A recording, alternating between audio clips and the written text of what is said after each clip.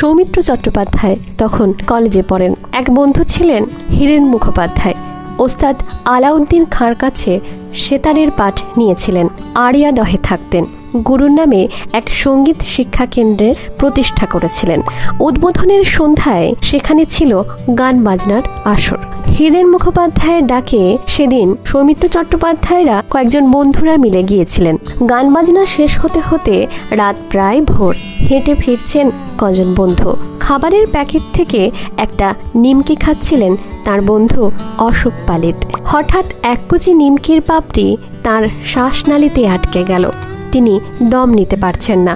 গলা দিয়ে শুকনো আওয়াজ বেরোচ্ছে। সে এক যায় যায় অবস্থা।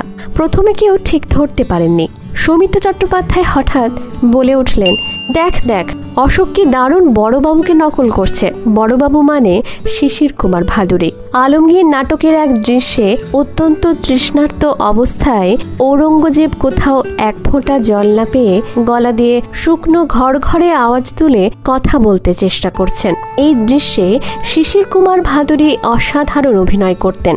অশোকবাবুর কথায় পুলুর ধারণা হয়েছিল ওই দৃশ্যে নাকি আমি দারুণ অ্যাক্ট করছি। আসল ব্যাপারটা গগনদা আঁচ করতে পেরে আমাকে জলের কলের কাছে নিয়ে গেলেন। আমিও জল খেয়ে প্রায় বন্ধ হতে বসা দম আবার ফিরে পেয়ে সুস্থ হলাম। পুলু তখন চুপ।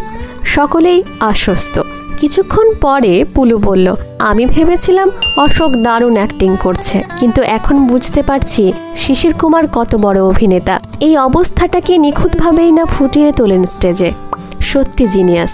অশোকবাবুর কথায় এই সময়ে ওকে শিশির ভাদুড়ীতে খেয়েছিল। বিশেষ একটা ধরন ছিল তার উচ্চারণের, সংলাপ বলার। কখনো কোনো বাক্যের শেষাংশটা একটু প্রলম্বিত উচ্চারণ করতেন, বিশেষ করে আবৃত্তি করার সময়ে। পুলু পারলেই তা অনুকরণ করত। এমনকি কোনো বাংলা নাটক হাতে এলে তার কোনো একটা চরিত্রের সংলাপ এই কায়দায় বলে যেত। আচ্ছা, এটা কি পুলুর অভিনয়ের অনুকরণ পর্ব নাকি প্রচ্ছন্ন অনুশীলন পর্ব?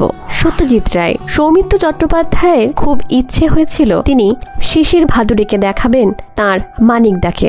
তো সুযোগ মিলে গেল। তখন অপুর সংসার অনেক দূরে। সেটা সম্ভবত নেতাজির জন্মদিন 1956 সাল। শিশির কুমার ভাদুড়ী শেষবারের মতো চন্দ্রগুপ্ত করবেন। চাণক্যর সেই অভিনয়। সৌমিত্র চট্টোপাধ্যায় দেখছেন সত্যজিৎ রায় হলে, সামনে শিশির ভাদুড়ী স্টেজে।